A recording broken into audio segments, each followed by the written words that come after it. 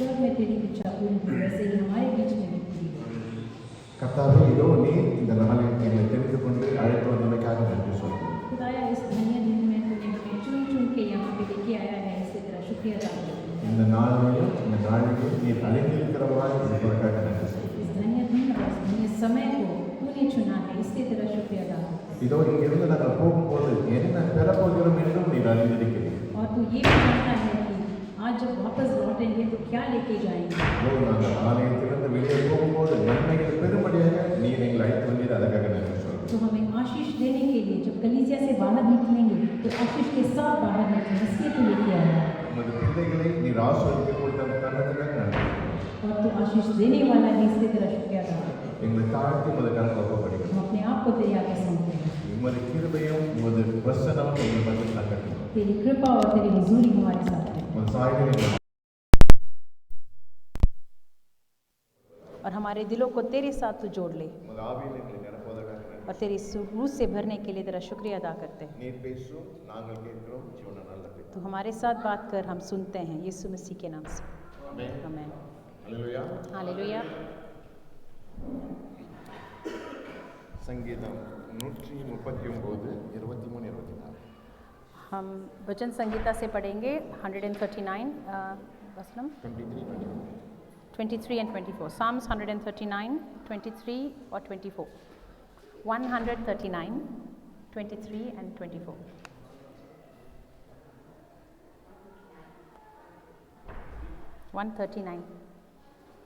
ज़बूर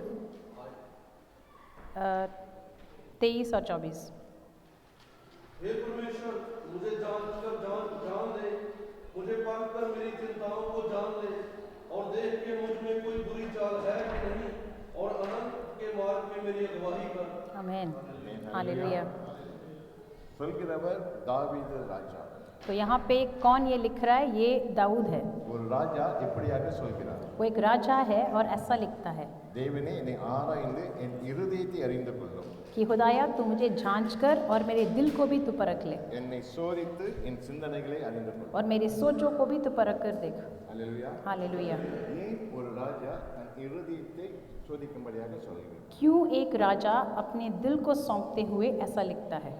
மத்தேயு 5வது அதிகாரம் 8வது வசனம் இப்படி சொல்கிறது, இருதயத்தில் சுத்தமுள்ளவர்கள் பாக்கியவான்கள், அவர்கள் தேவனை தரிசிப்பார். मत्ती 5 के 8 में ऐसा लिखा है कि दिल में जो साफ हैं खुदा ऐसे लोगों को पसंद करता है। அல்லேலூயா. हालेलुया।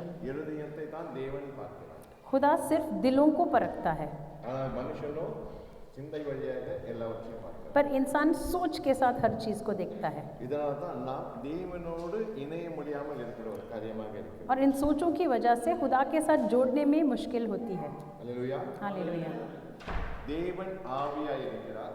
खुदा रूह में है, இயேசு ஆவியாய் இருக்கிறார். यीशु रूह में है நம்மோடு இருக்கிற பரிசுத்த ஆவியானவரும் ஆவியாய் இருக்கிறார். और हमारे साथ पाक रूह जो है वो भी रूह में है நாம் ஆவி பிறந்தவர்களாக நாம் இருக்கிறோம். और हमें भी नए सिरे से रूह में पैदा होना पड़ा। மாமிசத்தில் எல்லாம் ஆவி பிறந்தவர்களாக இருக்கிறோம். मैं जिस्मानी तौर पर नहीं बट रूह में पैदा होने का बात कर रहा हूँ। எப்போது இயேசுவை ஏற்றுக்கொண்டோமோ, சொந்த ரட்சகராக அவர் ரத்தத்தினால் கழுவப்பட்டோமோ, அப்போதே நாம் ஆவிக்குரியவர்களாக மாறி இருக்கிறோம். जब हम यीशु को इकरार करते हैं मुंह से कि वो जिंदा खुदा है, वो मेरा मसीह है, तो तब ही हम नए रूह से भी पैदा होते हैं। அல்லேலூயா. हालेलुया। ஆகவே நாம் ஆவிக்குரிய சிந்தையோடு தான் நம்ம இருக்க வேண்டுமே தவிர மாமிசக்குரிய சிந்தை நமக்குள்ள இருந்தால் போராட்டம் இருக்கும். तो आगे से हमें होशियार रहना है कि हमारी सोच भी रूहानी सोच हो। அல்லேலூயா. हालेलुया। பாருங்க 1 கொரிந்தியர் 15வது அதிகாரம் 19வது வசனம். पहला कुरिन्थियाँ 1 கொரிந்தியர் 15th chapter 19th verses. 15 का 19। पहला कुरिन्थियाँ 15 का 19 पढ़ेंगे। Yes. यदि हम केवल इसी जीवन में मसीह में आशा रखते हैं तो हम सब मनुष्यों से अधिक अभागे हैं। அல்லேலூயா. हालेलुया। இமைக்காக மாத்திரம். சரி, என்ன பாருங்கள், வேதம் சொல்கிறது, இந்த பூமிக்காக நாம் வாழ்கிறவர்களாக இருந்தால், இயேசுவை ஏற்றுக்கொண்டு ஆவியில் பிறந்தவர்களாக இருந்தால், நம்மை விட பரிதபிக்கப்பட்டவர் ஒருவரும் இல்லை. तो हमने अभी ये देखा है, अगर केवल इसी जीवन में, इसी ज़िंदगी के लिए हम हमारी सोचों को रखकर आशा रखते हैं, तो इसमें लिखा है कि सबसे अधिक अभागे हैं। அல்லேலூயா. பாருங்கள், நாம் பூமிக்குரிய காரியங்களுக்காகத்தான் நாம் கவலைப்பட்டு கொண்டிருக்கிறோம். हम सिर्फ दुनियावी सोचों को लेकर हम दुख उठाते हैं। நம்மளுடைய வேலைகள் நம்முடைய சூழ்நிலைகள் இதை குறித்து நாம் கவலைப்பட்டு हमारा काम, हमारे हालातों को लेकर हम तकलीफ उठाते हैं। நமக்குள் இருக்கிறவர் யார்? நமக்குள் இருக்கிறவர். पर आपने कभी परख कर देखा है कि आपके अंदर कौन है? நாம் சொல்கிறோம் எனக்குள் இருப்பவர் உலகத்திலும் இருக்கிறவர் பெரியவராய் இருக்கிறார். हम कहते हैं मेरे अंदर जो खुदा बसा हुआ है इस दुनिया के सरदार से भी बड़ा है। ஹல்லேலூயா. எனக்குள் உலகத்தை விட பெரியவர் எனக்குள் இருப்பாரானால் நாம் கவலைப்படுறதுக்கான காரியம் உண்டா? अगर वाकई में इस दुनिया के सरदार से बड़ा खुदा मेरे अंदर बसा हुआ है तो तकलीफ उठाने की कोई ज़रूरत है? ஹல்லேலூயா. நாம் அபிரகாமுடைய ஆசீர்வதிக்கப்பட்ட சந்ததிகள். हम अब्राहम के संतान से हैं। ஹல்லேலூயா. நாம் சொன்னால் ஆசீர்வதிக்கப்பட வேண்டிய சந்ததிகள் நாம். तो अगर हम हमारे मुंह खोल के इकरार करके किसी को आशीष दें तो उनको आशीष मिलने वाले संतान हैं हम। நாம் சொன்னால் நடக்க வேண்டிய காரியங்கள் இருக்கிறது. तो जब इकरार करते हैं वही होगा। அதற்காக தான் கர்த்தராகிய இயேசு பூமியில் அவருக்கு பிறகு நம்மை உருவாக்கி இருக்கிறார். इसी चीज़ को करने के लिए, पूरा करने के लिए यीशु इंसान बन के आया था धरती पर। ஹல்லேலூயா. हालेलुया। இயேசு நம்மையோடு எதற்கு இருக்கிற ரத்தத்தை கழுவி நம்மளை சுத்திகரித்தார் என்றால் நாம் மற்றவர்களை ஆசீர்வதிக்கும்படியாக. यीशु ने अपना लहू बहाकर हमें साफ इसलिए बनाया है ताकि हम दूसरों के लिए वही हम करें जो यीशु ने हमारे लिए किया है। இயேசு பூமியில் இருக்கும்போது ஒவ்வொருவரும் ஆசீர்வதித்து சுகம் கொடுத்து சமாதானத்தை கொடுத்து கொண்டார். जब यीशु धरती पर था, जब जिंदा था तो लोगों को चंगा किया था, छुटकारा दिया था, बंधनों को तोड़ दिया था। அவர் பிள்ளைகளாக இருக்கிறனா அதே சாயலில் அதே காரியத்தை செய்யும்படியாக தான் கர்த்தருடைய ஆவியானவர் இயேசு கிறிஸ்து ரத்தத்தால் நம்மை கழுவி இந்த நாளில் நம்மோடு செய்து கொண்டிருக்கிறார். और ऐसे कामों को खुद करवाने के लिए ही यीशु ने अपना लहू बहाकर हमें चुना है ताकि हम उससे भी बढ़ के काम करें। ஹல்லேலூயா. ஆசீர்வதிக்கப்பட்ட நாம் எப்படிப்பட்ட சூழ்நிலையில் நாம் இருக்கிறோம்? तो अगर वाकई में हमें आशीष मिली है तो आजकल हमारी हालात कैसी है? ஹல்லேலூயா. சிந்திக்கும்படியாக தான். आप ज़रा सोच के देखें। சிந்திக்கும்படியாக தான் ஆவியானவர் நம்மோடு பேசிக்கொண்டிருக்கிறார். सिर्फ सोचने के लिए पाखरो इस बात का जिक्र कर रहा है। வருகை சமீபமாக இருக்கிறது. यीशु के आने का वक्त बहुत निकट है। அவர் சத்தத்தை கேட்கிற நேரத்துக்குள் வந்துவிட்டோம். उसकी आवाज़ को सुनने का वक्त भी आ गया है। வேதம் சொல்கிறது எக்காலம் துணி ஒலிக்கும் போது நாம் மறுரூபம் ஆகப்படுகிற நேரத்தில் उसमें लिखा है ये यीशु के आने के वक्त कब जब आएगा तो जब हम आंखों को उठा के देखेंगे तो हम यीशु को देख पाएंगे। தேவனுடைய சத்தத்தை கேட்கிற காதுகள் நமக்கு திறக்கப்பட வேண்டும். और ये है कि हमारे कानों से यीशु की आवाज़ सुनने की आदत डालनी है தேவனை பார்க்க வேண்டிய ஆவிக்குரிய கண்கள் எனக்கு திறக்கப்பட और यीशु की तरफ देखने के लिए रूहानी आंखों को खोलने की ज़रूरत है। தேவனுடைய இருதயத்தில் பேசுகிற சத்தத்தை கேட்கிற இருதயம் நமக்குள் இருக்க வேண்டும். और खुदा की आवाज़ सुनने वाले दिल बनना चाहिए हमारे अंदर। இப்படிப்பட்ட சூழ்நிலையில் நாம் இருக்கும்போது நாம் எந்த நிலைமையில் இருக்கிறோம் என்று ஆராய்ம்படியாக தான் ஆவியானவர் நம்மை तो आज जिस हाल में आप हो, आप ज़रा अपने आप को इन तीन चीज़ों को रखकर परख कर देखें। ஹல்லேலூயா. हालेलुया। நாம் இன்மைக்காக மாத்திரம் நாம் இங்கு வந்திருந்தோமானால் நம்மை விட பரிதபிக்கப்பட்ட ஒருவரும் இல்லை. अगर हम सिर्फ इस जीवन के लिए यहाँ पर आशीष के लिए आए हैं तो वचन में लिखा है कि हम अधिक अभागे हैं। பாருங்க உபாகமம் 31:20-21. ड्यूट्रोनमी Yes. ड्यूट्रोनमी क्यों पता नहीं क्या हिंदी में व्यवस्था विवरण 31:20. उसका 20 31:20 20 You read from 19:20. 19 और 20 दोनों वचन पढ़ के देखें। मैं आज आकाश और पृथ्वी दोनों को तुम्हारे सामने इस बात की साक्षी बनाता हूँ कि मैंने जीवन और मरण, आशीष और शाप को तुम्हारे आगे रखा है। इसलिए तू जीवन ही को अपना ले कि तू और तेरा वंश दोनों जीवित रहे। एक सेकेंड संदीप भाई 31 19 और 20 Deuteronomy 31:19-20. इसलिए अब तुम यह गीत लिख लो और तू इसे इस्राएलियों को सिखाकर कंठस्थ कर देना, इसलिए कि यह गीत उनके विरुद्ध मेरी साक्षी ठहरे जब मैं उनको उस देश में पहुंचाऊंगा जिसे देने की मैंने उनके पूर्वजों से शपथ खाई थी और जिसमें दूध और मधु की धाराएं बहती हैं और खाते खाते इनका पेट भर जाए और ये हृष्ट-पुष्ट हो जाएंगे। तब ये पराये देवताओं की ओर फिरकर उनकी उपासना करने लगेंगे और मेरा तिरस्कार करके मेरी वाचा को तोड़ देंगे। हालेलुया। பாருங்கள், இஸ்ரவேல் மக்களுக்கு தேவன் ஒரு காரியத்தை சொன்னதை தான் நாம் இந்நாள் நினைவு கூறும்படியாக ஆவியானவர் நம்மோடு பேசுகிறார். उन दिनों में खुदा ने इजरायली लोगों को देखकर क्या कहा था, इस बात को आज परखने के लिए हम इसको पढ़ रहे हैं। அந்த இஸ்ரவேல் மக்கள் மத்தியில் தேவன் மோசே மூலமாக ஒரு காரியத்தை சொன்னார். उन दिनों में खुदा ने मूसा के जरिए लोगों के साथ ये बात का जिक्र किया। அவர் தன் ஜனங்களை ஒரு கூட்டத்தை அவர் அறிந்ததினால் இந்த காரியத்தை சொல்கிறார். क्योंकि वो अपने लोगों के बारे में अच्छी तरीके से जानता है, तो इसलिए खुदा ने ये कहा। இந்த பாட்டை அவர் சொல்கிறார், நான் சொல்லும் இந்த பாட்டை எழுதி அவர்கள் வாயில் போடும்படியாக செய் என்று சொல்கிறார். तो खुदा कहता है जिस बात को मैं दोहरा रहा हूँ उसको एक गीत के तौर पर लिखकर उनको पेश कर और उनके मुंह से निकलवा। தேவன் அவர்கள் மேல் கோபம் கொண்டு எரிச்சல் அடைந்து அவர்கள் அழிக்க வேண்டுமல்ல, அவர்கள் மனம் மாறி தேவனை பார்க்க வேண்டும் என்பது. खुदा जब गुस्से में था तो खुदा ने ये नहीं किया कि लोगों को छोड़ दिया, बट उसने उस हाल से बचने का तरीका भी लोगों के हाथ में दी। தேவன் அவர்களுக்கு நன்மை செய்து செங்கடலை பிளந்து மன்னாவை கொடுத்து மானாவை நீரை மதுரமாக்கி எவ்வளவு நன்மைகளை கண்கள் முன்பாக செய்து கொண்டிருந்தார். खुदा ने अपने लोगों के लिए काफ़ी कुछ करके दिखाया था। जैसे जब मिस्र से निकले थे तो उनको खाने के लिए मन्ना दिया, उनके हर ज़रूरत को पूरा किया। அல்லேலூயா. அப்படிப்பட்ட தேவன் துக்கப்படும்படியாக ஒரு எரிச்சலான ஒரு காரியத்தை உணர்வுக்குள் வந்து அவர் சொல்கிற காரியம் தான் இது. और ऐसा खुदा जब दुख उठाकर लोगों के खिलाफ गुस्से में है तब वो ऐसा बोल रहा है। அவர் சொல்கிறார், தேவன் இந்த பாட்டை எழுதி தன் ஜனங்கள் வாயில் இந்த பாட்டை போடு என்று சொல்கிறார். वो कहता है कि इस गीत को उनके मुंह में डाल दे।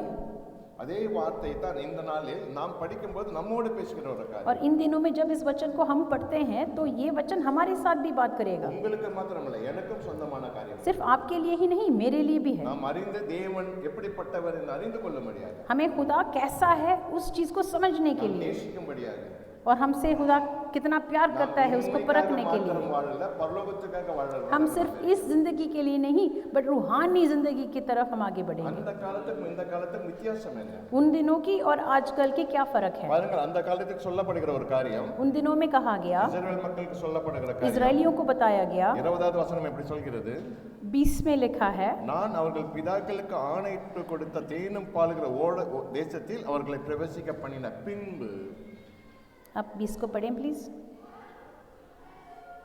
मैं इनको उस देश में पहुंचाऊंगा जिसे देने की मैंने इनके पूर्वजों से शपथ खाई थी। ओके, और அல்லேலூயா. हालेलुया। எப்போதுனால் தேனும் பாலும் இஸ்ரவேல் தேசத்தை கொடுத்த பின்பு என்ன நடக்க போகிறது, என்ன நடக்கும் என்று அவர்களோடு பேசுகிறார். यहाँ पे खुदा उस बात का जिक्र कर रहा है जब जहाँ पे पहुँचना है, जब लोग पहुँच जाएंगे तब क्या करेंगे। அவர்கள் தேவன் சொல்கிறார், அவர்கள் புசித்து திருப்தியாகி கொழுத்திருக்கும் போது அவர்கள் வேறே தேவர்களோடு திரும்பி அவர்களை சேவித்து எனக்கு கோபம் உண்டாகும்படி உடன்படிக்கை பண்ணுவார். खुदा ऐसा कहता है कि वहाँ पहुँचने के बाद खाएंगे पिएंगे, उनके पेट भर जाएंगे और वो हृष्ट पुष्ट हो जाएंगे और वो मुझे भूलकर दूसरे देवताओं के पीछे जाएंगे। அல்லேலூயா.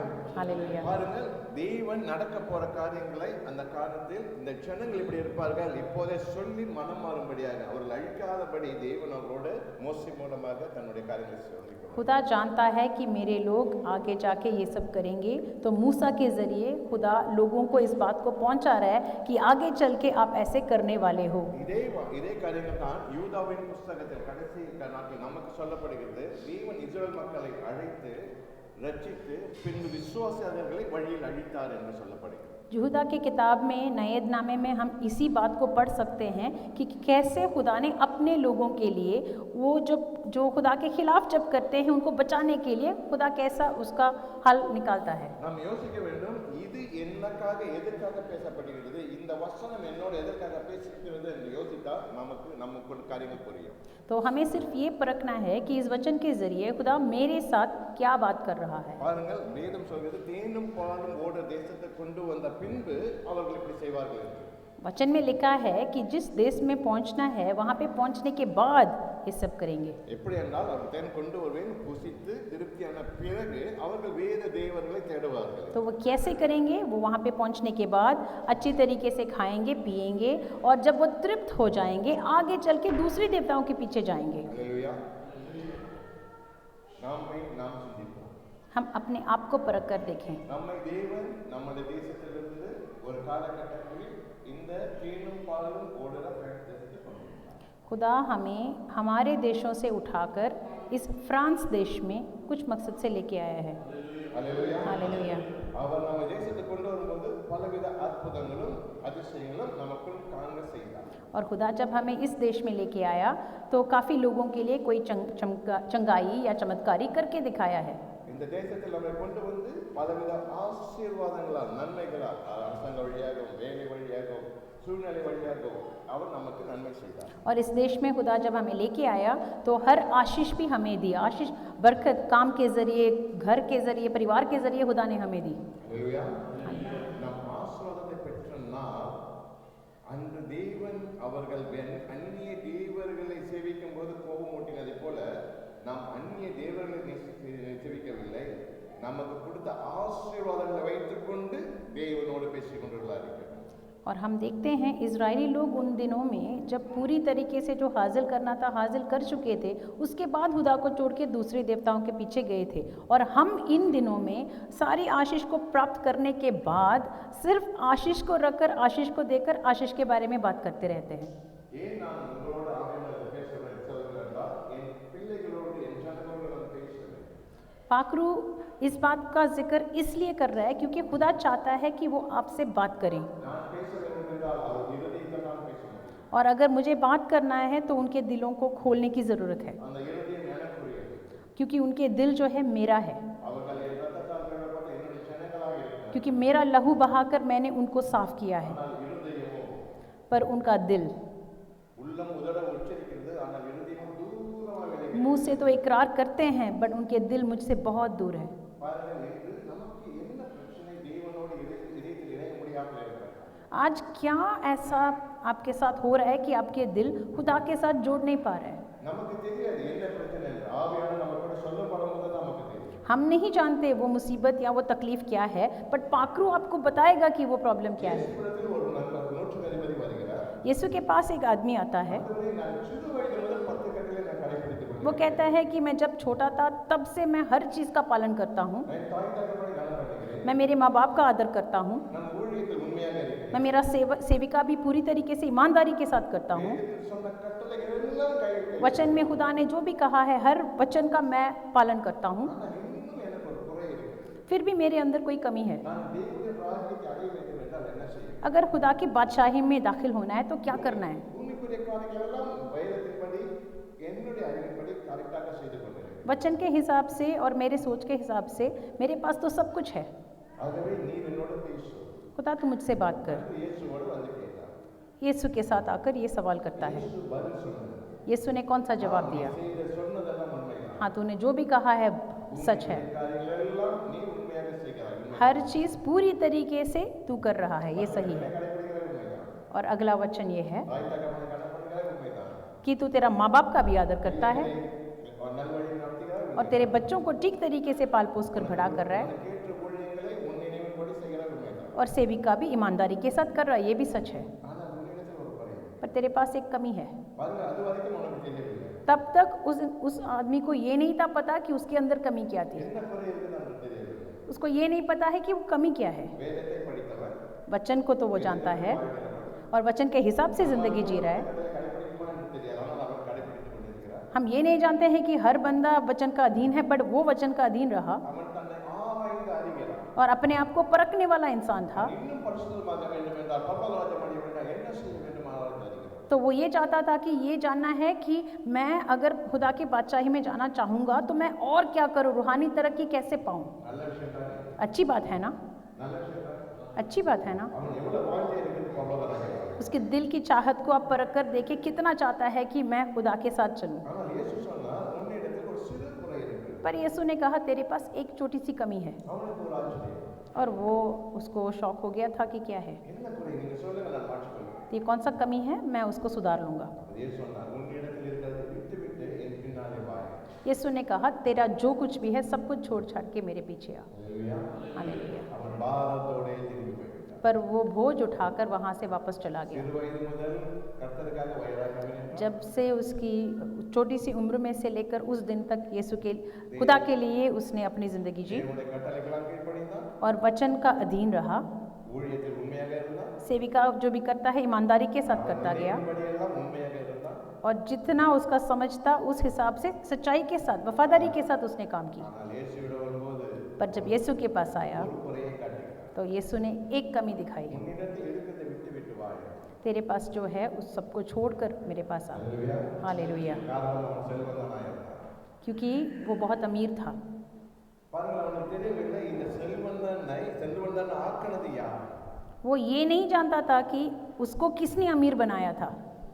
தேவன் தானே ஆக்கினார். खुदा ने ही तो बनाया था ना उसको अमीर। தேவன் தானே இஸ்ரவேல் தேசத்தில் ஒரு அழகான தாய் தகப்பனுக்கு நல்ல பிள்ளையாக பிறக்க வைத்தார். खुदा है ना जिसने अच्छा माँ बाप के घर में उसको पैदा किया। ஒரு பணக்கார குடும்பத்தில் பிறக்க வைத்தார். ऐसे एक परिवार में जो वाकई में अमीर है, उस परिवार को खुदा ने ही तो दी। அவர் தானே எல்லாம் செய்தார். खुदा ने सब कुछ किया था उसके लिए, அவர் செய்ததை அவன் மறந்து விட்டார். और वो भूल गया था कि खुदा ने उसके लिए क्या क्या किया था। என் பெற்றோர்கள் வழியாக, मेरे माँ बाप के ज़रिए, என்னுடைய பலத்தின் வழியாக, मेरी कमज़ोरियाँ मेरे बल के என்னுடைய साथ, அறிவின் வழியாக मेरे सोच के साथ நான் சம்பாதித்தது जो मैंने कमाया है, என்று அந்த பணத்தின் மேல் ஆசை இருந்ததினால் उसकी दिल की इच्छा पैसों की तरफ थी। அவன் பரலோக ராஜ்யத்தை குறித்து விலகினத்தோடு விலகி போய்விட்டான். वो खुदा की बादशाही को लेकर कमज़ोर होकर निकल गया। அல்லேலூயா. हालेलुया। இன்று ஆவியானவர் நம்மோடு பேசுகிறார். आज पाकरू इस बात का जिक्र कर रहे हैं। நம்முடைய அறிவில் இங்க இருக்கிற ஒவ்வொருவருக்கும் நாம் கேட்டால் நான் கர்த்தருக்கு உண்மையாக செயல்பட்டு கொண்டிருக்கிறேன். यहाँ पे जितने भी बैठे हैं, अगर उनके साथ हम एक एक करके बात करेंगे तो हर भाई बहन ये कहेंगे कि मेरे समझ के हिसाब से मैं खुदा के साथ वफादारी के साथ मैं काम करता हूँ। எனக்குள் பலகீனம் உண்டு தான், அதை இயேசுவிற்கு ஒப்பு கொடுத்து கொண்டிருக்கிறேன். मेरे अंदर कमज़ोरी है, बट मैं खुदा के सामने सौंप रहा हूँ। நான் எனக்குள் இருக்கிற மாற்றத்தை முயற்சி செய்து அதையெல்லாம் நான் சரி செய்து கொண்டிருக்கிறேன். और मेरे अंदर जो भी बदलना चाहिए दिन भर दिन बदलाव नजर आ रही है, ऐसे बोलेंगे। ஆகவே நான் தேவனுடைய ராஜ்யத்துக்கு போவதற்கு முயற்சி செய்திருக்கிறேன். इसलिए मैं भी खुदा की बादशाही में प्रवेश करने के लिए यत्न कर रहा हूँ। அல்லேலூயா. हालेलुया। அப்படிதானே சொல்கிறோம். ऐसे ही तो बोलते हैं ना। ஆனால் அவன் எப்படி கேட்டான் என்றால், நான் எல்லாம் செய்திருக்கிறேன், இன்னும் நான் என்ன செய்வேன் பரலோகத்துக்கு போகிறேன். पर उसने ऐसा सवाल किया था, मैं सब कुछ कर रहा हूँ, मैं और क्या करूँ। அவன் பலகீனத்தை சொல்லவில்லை, பலத்தை वो சொன்னான். अपने कमजोरियों का जिक्र नहीं कर रहा था, सिर्फ उसने जो सही किया सिर्फ उन चीज़ों का जिक्र कर रहा था। நீங்களும் நானும் என் பலகீனத்தை சொல்றவர்களாக இருக்கிறேன். बट मैं और आप तो देखें तो सिर्फ कमजोरियों का जिक्र करता रहते हैं। கர்த்தாவே, எனக்கு கோபம் வருகிறது. கோபம் வருகிறது. यार எனக்கு और मुझे गुस्सा आ रहा है। என்னை கொண்டு சொல்கிறேன். ओके, मैं मेरे बारे में बोल रहा हूँ कि मुझे गुस्सा आ रहा है, எனக்கு கோபம் வருகிறது. मुझे गुस्सा आता है, எனக்கு அழுகை வருகிறது. मैं रोता हूँ எனக்கு வேதனை வருகிறது. और मुझे तकलीफ भी होती है, தேவனுக்கு ஒப்பு கொடுக்கிறேன். और मैं हर चीज़ को खुदा के सौंपते रहता हूँ। எல்லாரும் சந்தோஷத்தோட சமாதானத்தோட இருக்கிறேன். क्योंकि वचन में लिखा है कि खुशी के साथ खुदा की हुजूरी में रहो, நான் போராடி கொண்டிருக்கிறேன். तो मैं सौंप कर खुदा के साथ रहता हूँ। என் பலகீனத்தை நான் போராடி கொண்டிருக்கிறேன். मेरी कमजोरी में मैं वाकई में तकलीफ उठाता हूँ, தேவனுடைய விசுவாசம் கர்த்தர் அதைகளை வாய்க்க பண்ணுவார். बट मेरा विश्वास ये है कि खुदा वो ठीक करेगा। நமக்குள்ள அப்படிப்பட்ட காரியங்கள் உண்டு. हम सबके अंदर ऐसी चीज़ वाकई में मौजूद है। அல்லேலூயா. हालेलुया। ஆனால் வேதம் சொல்கிறது, இந்த இடத்துல ஒரு காரியம் சொல்கிறது, पर वचन में हम यहाँ पर जब पढ़ते हैं तो एक बात का जिक्र किया गया है, அவர்கள் அந்நிய தேவர்களை சேவிப்பார்கள், என்னை மறப்பார்கள். वो दूसरे देवताओं के पास जाएंगे और मुझे भूल जाएंगे। நமக்குள் அந்நிய தேவர்கள் யார்? तो हमारे अंदर ये दूसरी देवताएं कौन है? அந்நிய தேவர்கள் யார்? कौन है ये अन्य देवता? தேவன் நமக்கு கொடுத்த ஆசீர்வாதம். खुदा ने हमें जो आशीष और बरकत दी है वही है। அல்லேலூயா. हालेलुया। நமக்கு கொடுத்த பிள்ளை, हमें जो बच्चे खुदा ने दी हैं वो நமக்கு हैं, கொடுத்த பொருளாதாரம், और हमारे पास जो पैसा जायदाद है वो, நமக்கு கொடுத்த அறிவு, और हमारी सोच, हमारा अकल, நமக்கு கொடுத்த ஊழியம், और हम जो सेवा करते हैं खुदा के लिए, இவைகள் தான் நம்முடைய தேவன். ये सब चीज़ जो हमने अभी जिक्र किया है ये हमारे दूसरे देवता हैं। அல்லேலூயா. எனக்கு ஒருவேளை குழந்தை இல்லாத போது, ஆண்டவரே எனக்கு குழந்தைக்காக உன்னை வயதாக்கியமாக உன்னோடு இருக்கிறது என்று நாம் ஜெபிச்சிருக்கிறோம். शायद जब हमारे पास बच्चा नहीं है तो हम दुआ करते हैं, खुदा तू कर सकता है, मुझे एक बच्चा दे। எனக்குள் கார் இல்லாத போது, வீடு இல்லாத போது, ஆண்டவரே நான் உழைக்கிறேன், நான் உனக்காக உழைக்கிறேன், காரை கூட வீட்டை கூட நான் உனக்காக இன்னும் அதிகமாக ஓடுவேன் என்று ஒப்புக்கொள்கிறேன். शायद हमारे हाल जब ऐसी थी कि गाड़ी नहीं थी तो हम दुआ में कहते हैं, खुदा तेरे लिए और काम करूँगा, मुझे गाड़ी दे, मेरा हालात बदल दे।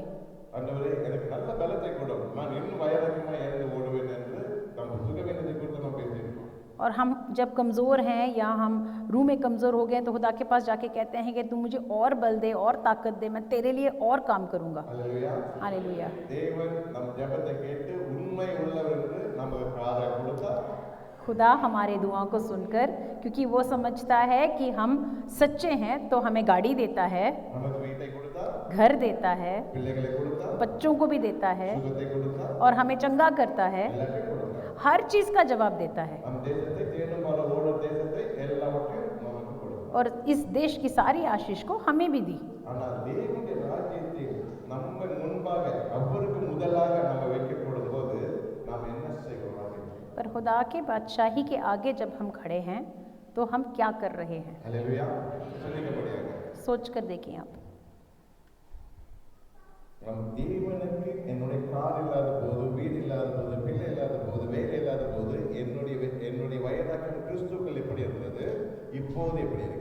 जब मेरे पास बच्चा नहीं था, घर नहीं था, गाड़ी नहीं थी, खुदा में मेरी गहरत कितनी थी और आज मेरी गहरत कितनी है? வேலை இல்லாத போது 4 மணிக்கு எழுந்து ஜெபம் பண்ணிருக்கு. जब मेरे पास काम नहीं थी तो मैं 4 बजे उठकर दुआ कर रही थी। பொருளாதாரம் இல்லாத போது 3 மணிக்கு ஜெபம் பண்ணிருக்கு. जब पैसे नहीं थी तो 3 बजे उठकर मैं दुआ कर रही हूँ। புயல் வரும்போது ஒரு நாள் கூட உபவாசம் பண்ணி ஜெபம் जब आंधी और तूफान आई जिंदगी में तो दिन भर बैठ के रोजा रख कर दुआ करते हैं। ஆனால் எல்லாம் வந்த பிறகு जब सब कुछ मिल गया तो ஆண்டவரே உமக்கு ஸ்தோத்திரம், போயிட்டு வர டைம் ஆயிடுச்சு. खुदाया तेरा शुक्रिया अदा करता हूँ कि बाय बाय करके जाते हैं। ஹalleluya हालेलुया। இருதயத்தில் சுத்தமுள்ளவர்கள் பாக்கியவான்கள். अगर आपका दिल साफ है तब आपको खुदा नजर आएगा அவர்கள் தேவனை தரிசிப்பார்கள். और वो खुदा से मिलेंगे। ஆமென். हालेलुया। ஏனென்றால் இம்மைக்காக மாத்திரம் நாம் வாழ்ந்தோம் என்றால் நம்மை விட பரிதபிக்கப்பட்ட ஒருவரும் இல்லை. क्योंकि अगर हम सिर्फ इस जीवन के लिए हम सब कुछ काम कर रहे हैं तो हमसे ज्यादा अभागे कोई भी नहीं है। நம்முடைய நோக்கம் எங்க இருக்கு? तो हम क्या चाहते हैं, क्या करना चाहते हैं? இயேசுவை பரலோகத்தில் சந்திக்கிறதற்காக தான் நாம் கூடியிருக்கிறோம். यीशु से हमारी मुलाकात स्वर्ग में हो। ஹalleluya. हालेलुया। எல்லாரும் இயேசு பார்க்கணும்ன்றது. सबको, सबके दिल की आशा ये है ना कि यीशु से मिलना है। ஹalleluya. हालेलुया। யாரெல்லாம் இயேசு பார்க்கணும்னு ஆசை இருக்கு? कौन है जो यीशु से मिलना चाहते हैं? ஹalleluya. हालेलुया। ஆனால் நாம் पर हम இந்த பூமியை நரகமாக்கினால்தான் நாம் பரலோகம் போக முடியும். अगर हम इस जीवन को, इस दुनिया को नरक मानेंगे तब ही हम जा सकते हैं स्वर्ग में। இந்த பூமியை நாம் ஆசீர்வாதமாக்கினால் நாம் பூமியானது ஆசீர்வாதமாக்கினால் பரலோகமாக்கினால் और अगर ये दुनिया, ये जीवन, इस जीवन को अगर हम स्वर्ग मानेंगे तो हम वाकई में नीचे नरक में जाएंगे। ஹalleluya. தேவன் நமக்கு பூமியை சொர்க்கத்தை கொடுத்திருக்கிறார். खुदा ने दुनिया को भी रचाया है बट स्वर्ग भी तो है हमारे लिए। நிரந்தரமில்லாத சொர்க்கத்தை கொடுத்திருக்கிறார். और यहाँ पे खुदा ने हमें आज़ादी दी है बट वो हमेशा के लिए नहीं है। என் நாமத்தில் நீங்கள் எதை கேட்டாலும் நான் தருவேன் என்று வாக்குத்தத்தத்தை கொடுத்து நமக்கு ஆசீர்வதித்திருக்கிறார். मेरे नाम में जो भी मांगोगे वो मैं दूंगा, ऐसा वायदा दिया है। ஹalleluya. हालेलुया। நாம் இந்த பூமிக்காக உபவாச ஜெபம் பண்ணிக்கிறோம். इस दुनिया के लिए हम रोज़ा रख के दुआ करते हैं। இந்த ஒரு காருக்காக உபவாச ஜெபம் பண்ணிக்கிறோம். एक गाड़ी को प्राप्त करने के लिए हम रोज़ा रख के दुआ करते हैं। ஒரு ஃபேமிலிக்காக உபவாச ஜெபம் பண்ணிக்கிறோம். हर चीज़ के लिए रोज़ा रख रख के दुआ करते हैं। ஒரு சாதாரண எந்த ஒரு காரியத்துக்காக உபவாச ஜெபம் பண்ணிக்கிறோம். जो चाहे दिल में आ गया तो उन बातों के लिए रोज़ा रख रख के दुआ करते हैं। என்னுடைய இருதயம் உமக்கு ஏற்ற இருதயமாக இருக்கிறதா என்று கேட்பதற்கு ஒரு நாளாவது ஜெபம் பண்ண बट क्या एक दिन ऐसा है जब खुदा से आपने ये पूछा है कि क्या मेरा दिल ऐसा दिल है जो तू चाहता है? ஹalleluya. हालेलुया। கர்த்தர் நம்மோடு பேசுகிறார். खुदा हमारे साथ बात कर रहा है। இவைகளெல்லாம் அழிந்து போகிற காரியங்கள். दुनिया में जो भी है हर चीज़ को हम ऐसा देखना चाहिए कि ये हमेशा के लिए नहीं है। ஹalleluya. हालेलुया। அழிந்து போகிற காரியங்கள். ये सब तो खाली हो जाएंगे। இது கூட 20 வருஷம். शायद 70 साल मैक्सिमम चलेंगे। 20 வருஷம் 80 வருஷம். अगर खुदा हमारे साथ साथ चले और 10 साल, அதுக்கப்புறம் उसके बाद तो हम नहीं हैं। இங்க இயேசு நாமத்தால் பெற்றுக்கொண்டோம்னா நமக்கு சொந்தமான பரலோக வீடு இல்லை. கீழே ஒரு வீடு இருக்கு. अगर यहाँ पर हम घर खरीदने का या घर प्राप्त करने का यत्न करेंगे तो हमें कुछ नहीं मिलेगा, नीचे नरक में ही सब कुछ मिलेगा। நாம் யோசிக்க வேண்டும். மேல் மாடிக்கு போலாமா இல்ல கீழ் மாடிக்கு போலாமா? हमें सोचना है क्या ऊपर जाना है कि वाकई नीचे नरक में जाना है। ஹalleluya. हालेलुया। பாருங்கள், நோவாவை குறித்து நாம் பார்க்கிறோம். हम नूह के बारे में पढ़ते हैं। நோவா நம்மை போல ஒரு மனிதன். नूह हमारे जैसा ही एक इंसान था। அவன் தேவனுடைய சத்தத்தை கேட்டதினால் என்ன நடந்தது? उसने खुदा की आवाज़ सुनी तो क्या हुआ? தேவன் சத்தத்தை கேட்டதினால் அவன் ஒரு இன்ஜினியராக खुदा की आवाज़ सुनने की वजह से वो एक इंजीनियर बन गया। ஒரு கப்பலை எப்படி செய்வது என்று அவன் தெய்வ ஆவியானவர் வந்து கன்ஸ்ட்ரக்ஷன் பண்ணி ஒரு கப்பலை கட்டும் இன்ஜினியராக இருக்கிறான். क्या बनाना है, कैसे बनाना है, खुदा ने सिखाकर उसको इंजीनियर बनाया। 120 வருஷம் அவனை இன்ஜினியராக பயிற்சி கட்டி கொடுத்தார். 120 साल से खुदा ने उसको सिखाया है कि कैसे बनाना है और उसने बनाया। சாதாரண பணிக்கார ஒரு நோவாவை தெய்வம் தெரிந்து கொண்டு அவனை அவனுக்கு ஒரு கப்பலை கட்டுற இன்ஜினியராக மாற்றி वो एक साधारण इंसान था, बट खुदा ने उसको ये सब सिखाकर उसके हाथों से बनाया था। அதை கட்டும்போது அவனுக்கு தெரியாது இது என்னை காப்பாற்றுமே அவனுக்கு தெரியாது. जब वो अपने हाथों से बना रहा था, वो इस बात को नहीं जानता था कि यही है वो चीज़ जो मुझे बचाएगा, ஏனென்றால் அந்த காலத்தில் மழையும் எதுவும் இல்லை. क्योंकि वो ये नहीं जानता है कि बारिश क्या है। ஆனால் தேவன் சொல்வதை அவன் கேட்டு கீழ்ப்படிந்தான். फिर भी खुदा की आवाज़ सुनकर खुदा की जो भी बात है हर बात का पालन किया था उसने। கர்த்தர் ஏதோ என்னோட பேசுகிறார் ஆகவே அதை கீழ்ப்படிந்து நடக்க வேண்டும் என்று கீழ்ப்படிந்து நடக்கத் தொடங்கினான். खुदा मेरे साथ बात कर रहा है, उसका हर बात मैं पूरा करूंगा, इस सोच के साथ काम कर रहा था। ஒப்பு கொடுக்கும்போது ஆவியான சத்தத்தை கேட்கத் தொடங்கி அதை செயல்படுத்தினான். और क्योंकि अपने आप को उसने सौंप दिया, वो आगे जो भी काम करना था ताकत खुदा ने उसको दी। அல்லேலூயா. हालेलुया। அது முடிவு என்ன தெரியுமா? और- அவனும் அவன் வீட்டாரும் காப்பாற்றப்படுகிறார். और उसका अंजाम क्या था? सिर्फ वो नहीं, उसके सारे परिवार को खुदा ने बचा लिया। பூமி அனைத்தும் அழிந்து போய்விட்டது ஆனால் அவன் குடும்பம் மாத்திரம் காப்பாற்றப்பட்டது. सारी दुनिया गायब हो गई थी, बट सिर्फ नूह और उसके परिवार बच गए थे। அல்லேலூயா. हालेलुया। பாருங்க, அவன் சத்தத்தை கேட்கணும்னா அந்த காரியம் நடக்கும். क्योंकि खुदा की आवाज़ को उसने पहचान लिया था, वो बच गया। வேதம் சொல்கிறது நோவா உத்தமன் என்று வேதம் அவனுக்கு சாட்சி கொடுக்கிறது. நீதிமானும் உத்தமனாக இருந்தான். वचन में लिखा है उन दिनों में वो राष्ट्रबाज था। நீதிமான் உத்தமனாக இருந்து எங்கே என்றால் விருதுகிறது. तो ये धर्मी या राष्ट्रबाज कौन है? दिल में जो साफ है। அல்லேலூயா. हालेलुया। பாருங்க, ஒரு சம்பவம் இருக்கு. தேவன் ஆதியாகமம் 20வது அதிகாரம் 2வது வசனம் 22 जेनेसिस उत्पत्ति 20 chapter 22nd verses 20 का 2, जेनेसिस 20 वर्स 2। verses 2.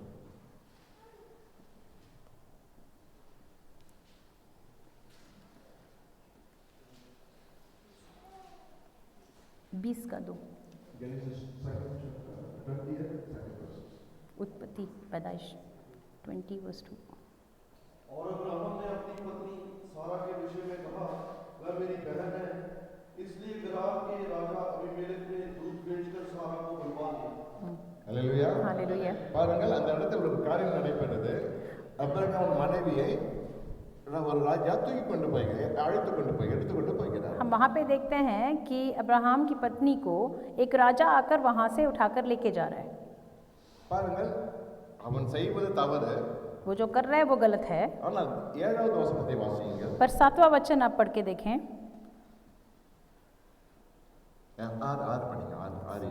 6 7 6 और 7। 20 6 and 7.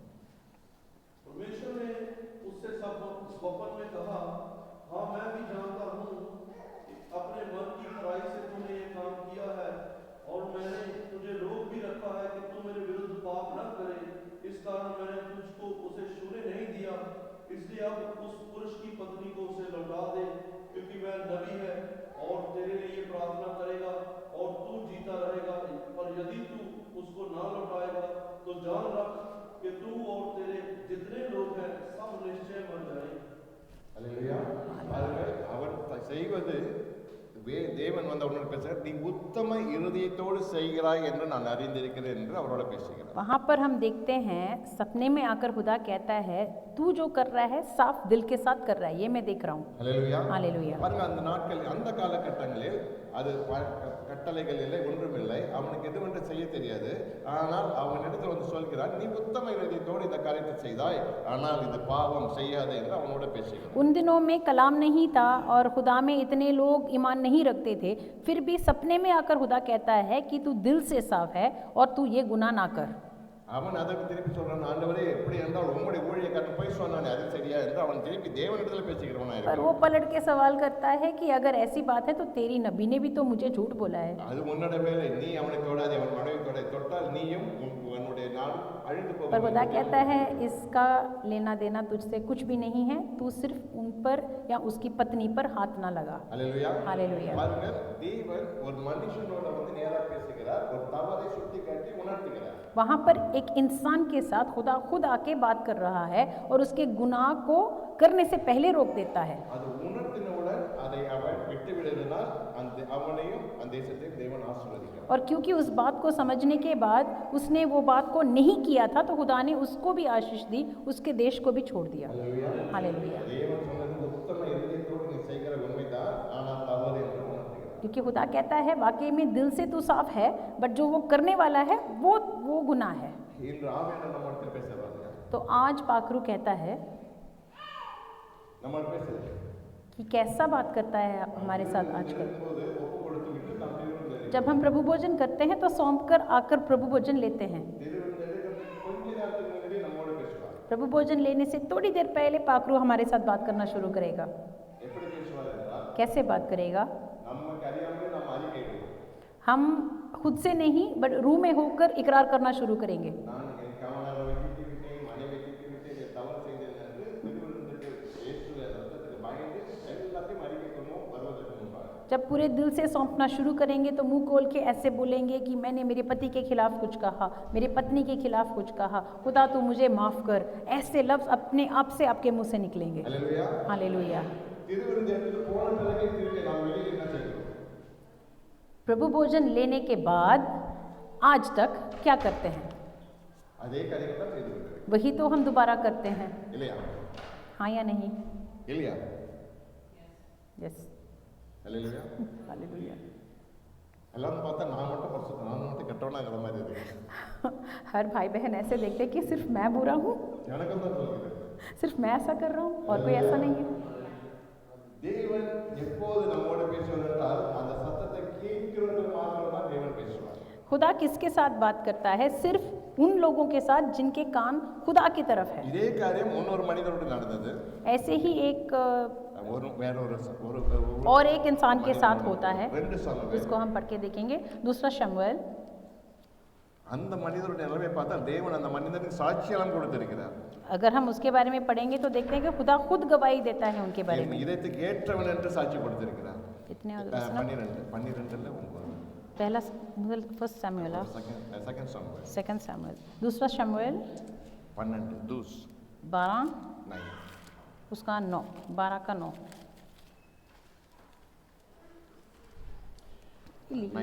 you read 9 second Samuel 12 second Samuel 12th chapter 9 verse के पार देखिए तूने यहोवा की आज्ञा तुच्छ जानकर क्यों ये काम किया? क्या जो उसकी दृष्टि में बुरा है? हित्ती उरिय्याह को तूने तलवार से घात किया और उसकी पत्नी को अपनी कर लिया है और उरिय्याह को अम्मोनियों की तलवार से मरवा डाला। एक सेकंड नहीं ஆமா. இல்ல பாருங்க என்ன சொல்கிறார் பாருங்க. இது கேள்வி, அது வசனம் இல்ல, மாறி இருக்குன்னு நினைக்கிறேன். காமிங்க 12 இங்க இப்போ படிச்சது ओके 7th ல 5 எடுத்து ओके 7 का 5 पढ़ के देखें प्लीज। दूसरा शमूएल 7 का 5।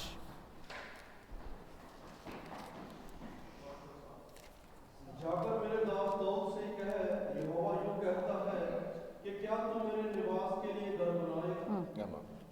பாருங்க தேவன் தாவீதோட பேசவில்லை, நாத்தான்வேலோட பேசுகிறார். और यहाँ पर हम देखते हैं कि खुदा ने दाऊद के साथ नहीं बट नाथान के साथ बात करता है। என்ன பேசுகிறார் என்றால் வாசிப்போம், இப்போது வாசிப்போம் 2 சாமுவேல் 12வது அதிகாரம் 9வது வசனம். और नाथान के जरिए क्या बात कर रहा है ये हम पढ़ के देखेंगे। दूसरा शमूएल 12 का 9। 9வது வசனம் 9th chapter.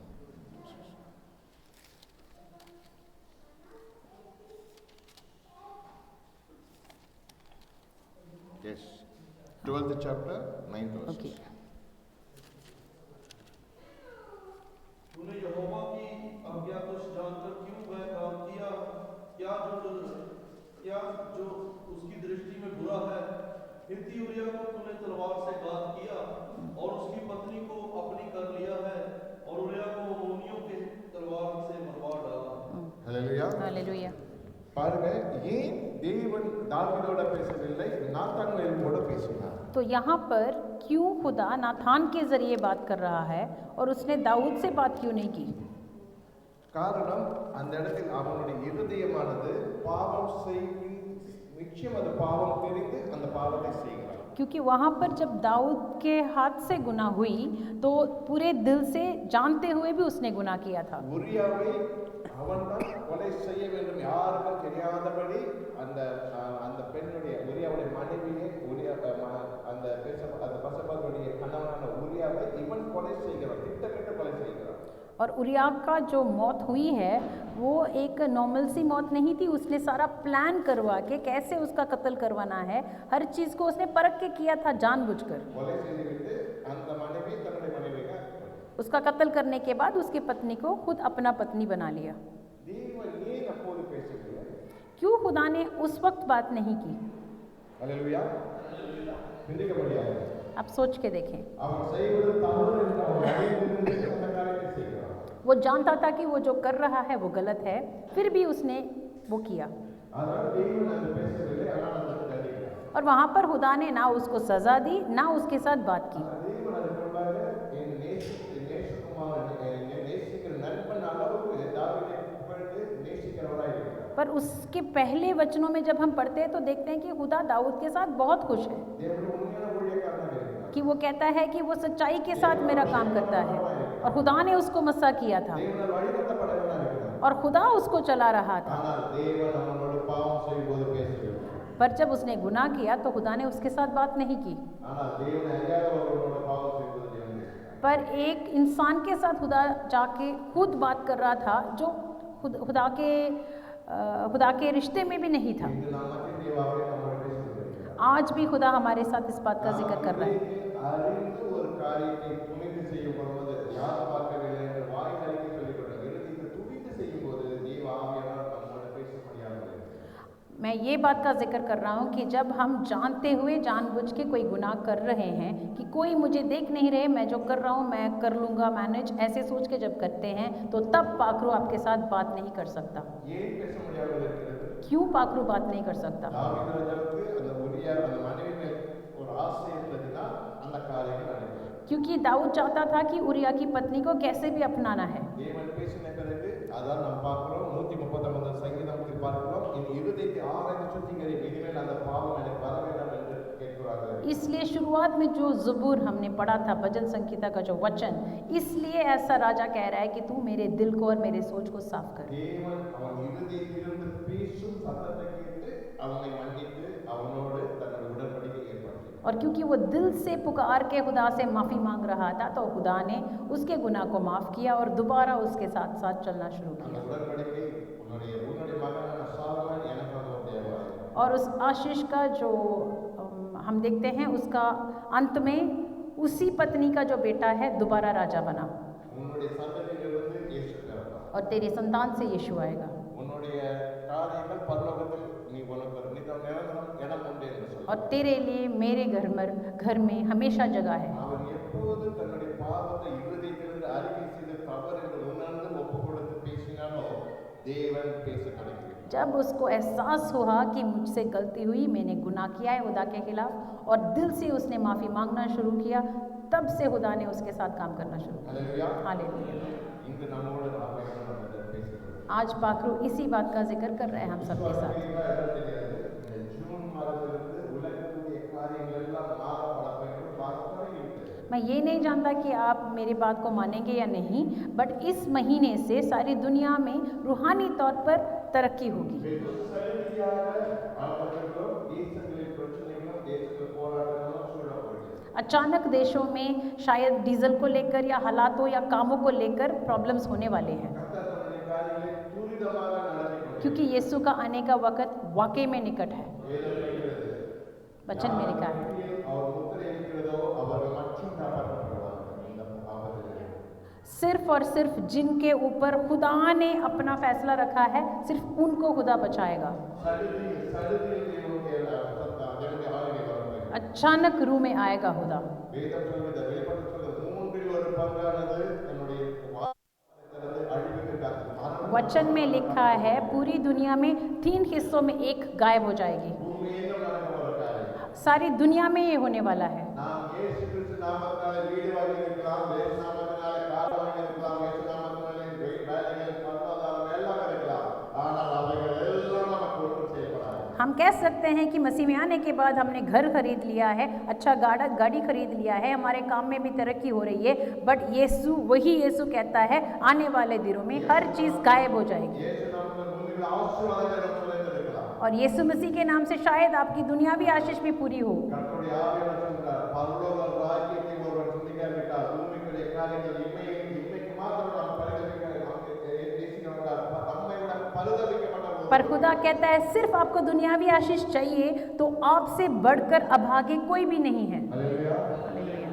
దేవుడు நமக்கு எச்சரிக்கை நமக்கு இல்லாத ப்ராஃபஸியோ பெரிய பேசுறது தேவனுடைய தீர்க்க தரிசனங்களை பேசிக்கொண்டிருக்கிறது. मैं नबूवत का जिक्र नहीं कर रहा हूँ, सिर्फ इन बातों का जिक्र कर रहा हूँ जो पाकरू कहता है कि आपसे बात करें। தீர்க்க தரிசன ஆவியானது நமக்கு செயல்படுகிறது.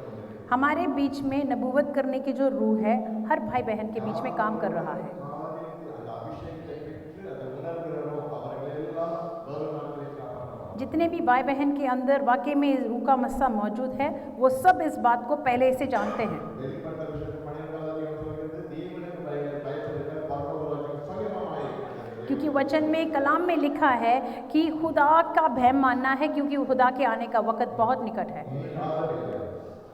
இனி காலமில்லை. आगे कोई वक्त नहीं है आपके हाथ में। கர்த்தர் ஆவியானவர் உங்கள் இருதயத்தை பரிசுத்தப்படுத்துங்கள். पाकरू कहता है आपका दिल साफ रहे, உங்கள் இருதயம் நல்ல விக்கிரகங்களை எடுத்து போடுங்கள். आपके दिल में जो दूसरे देवता हैं उन सबको निकाल दें। உங்களுக்குள்ள பெருமையான பொருளாதாரத்தை குறித்த, பெருமையான வேலை குறித்த, பெருமையான காரியங்களை அதை எடுத்து போடுங்கள். आपके अंदर जो भी आप जिन चीज़ों को लेकर गहरत रखते हो उन चीज़ों को निकाल दें। சூழ்நிலை शायद आपके बच्चे हैं या आपके हालात हैं, हर चीज़ को निकाल दें। இருதயத்தை தேவனுக்கு ஒப்புக் கொடுக்கும்போது पूरे दिल को जब खुदा के हाथ में सौंपेंगे, கர்த்தர் நோவாவை அந்த ஆபத்திலிருந்து உலகமே அழியும்போது நோவாவை காப்பாற்றின போல உங்களை காப்பாற்றுவார். जैसे सारी दुनिया में खुदा ने नूह को चुनकर उसको बचाया था, वैसे भी हमें भी चुन चुन के बचाएगा। நம் பிள்ளைகளை காப்பாற்றுவார். हमारे बच्चों को बचाएगा, குடும்பத்தை காப்பாற்றுவார். हमारे परिवार को बचाएगा காப்பாற்றுவார். और हमारी कलीसिया को बचाएगा இருதயத்தை தேவனுக்கு ஒப்புக் கொடுங்கள். जो अपने दिल को सौंपना चाहते हैं, இருதயத்தை தேவன் பார்க்கிறார். क्योंकि खुदा दिल को परखता है। இருதயத்தை தேவன் பரிசுத்தப்படுத்துகிறார். सिर्फ दिल में बात करेगा खुदाया,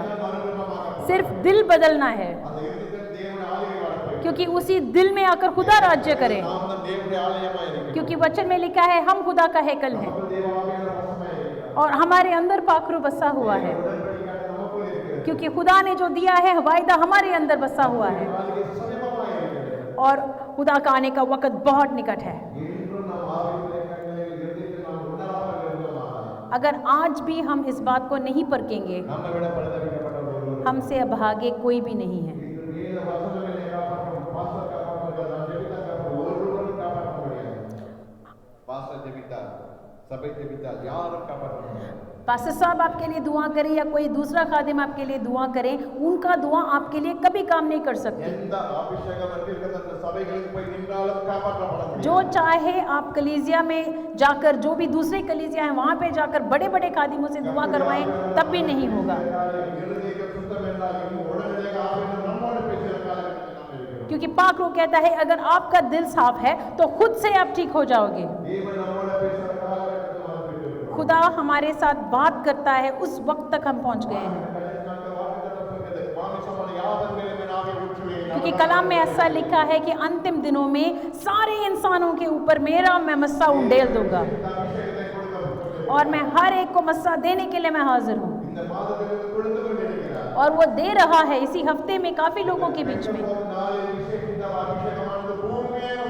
जैसे पिछले हफ्ते में ये पेंतकोस्त को लेकर सारी दुनिया में खुदा ने अपना रूह उंडेल दिया था, आज भी उंडेलने के लिए हाजिर है।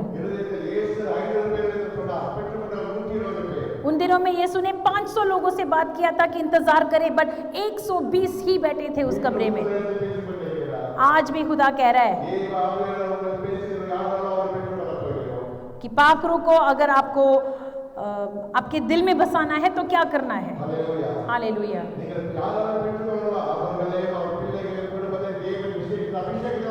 और जितने भी लोग चाहते हैं और आज सौंपेंगे तो उनको और उनके परिवार को खुदा आशीष देगा।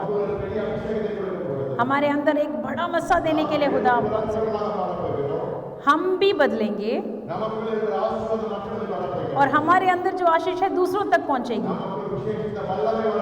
हमारे अंदर एक रूहानी ताकत पैदा होगी।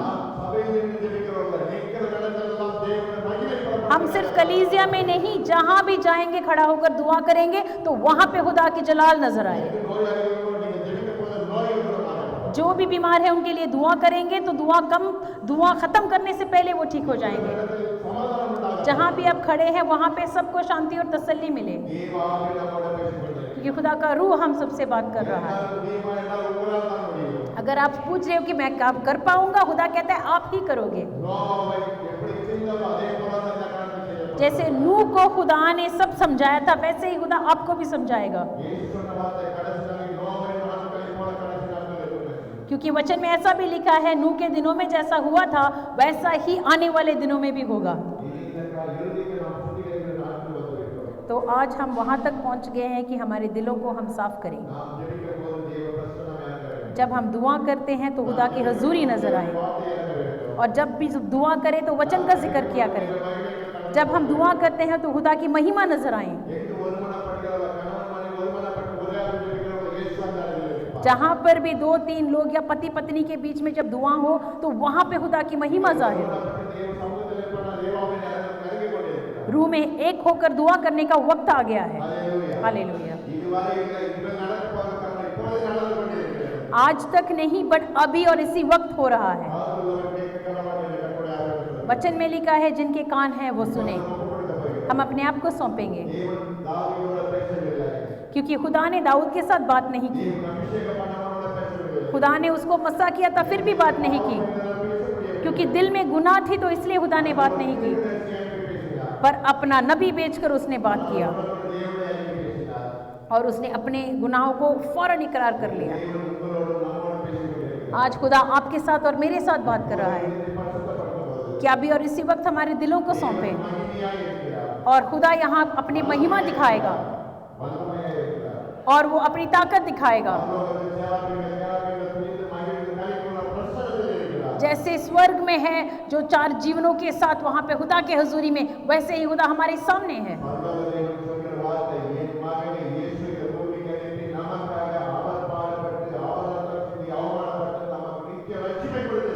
खुदा कहता है कि मेरे बेटे को बेचकर, उसको जलील करवाकर, उसको मैंने मौत के मुंह तक बेच दिया था तुझे प्राप्त करने के लिए। उसने अपने आप को एक गुलाम के तौर पर पेश किया था तुझे प्राप्त करने के लिए। उस पर विश्वास करने वाले हर बंदे को मैं छुटकारा दूंगा। खुदा कहता है इस जीवन में नहीं, बट स्वर्ग में आपको सब कुछ मिलेगा।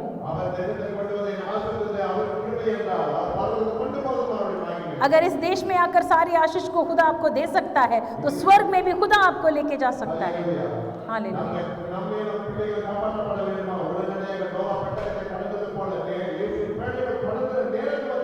खुदा की आवाज़ सुनकर नूह ने फौरन काम करना शुरू किया था, वैसे ही खुदा की आवाज़ सुनकर फौरन काम शुरू करना है। अभी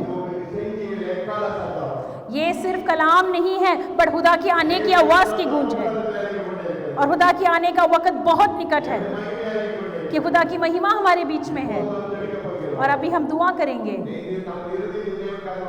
कि हम हमारे दिलों को खुदा के हाथ में सौंपें। हम नहीं कर सकते क्योंकि हम गुनाह में हैं, पर हर चीज को जानने वाला खुदा तू है। हालेलुया। हम सौंपेंगे, थोड़ी देर के लिए हम अपने आप को सौंपेंगे। तो हम अभी खड़ा होकर अपने आप को सौंप कर दुआ करेंगे। जब आप अपने आप को सौंपोगे तो खुदा आपको ही नहीं, आपके बच्चों को भी आशीष देगा। आप सिर्फ मुंह से नहीं, बट दिल से पाक बने।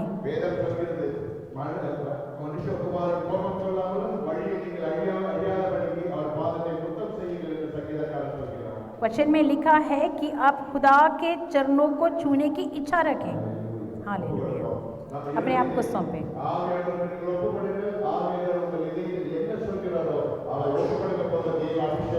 आप अपने दिल को पाखरू के हाथ में सौंपें और पाखरू आपको बताएगा और सिखाएगा किन किन बातों का जिक्र करके माफी मांगना है। कोई भी पाक इंसान नहीं है, सिर्फ और सिर्फ यीशु का लहू हमें पाक बना सकता है। हम अपने दिलों को खुदा के हाथ में सौंपें। ऐसा कोई भी बात नहीं है जो आप खुदा से छिपाकर आपके दिल में रख सकें।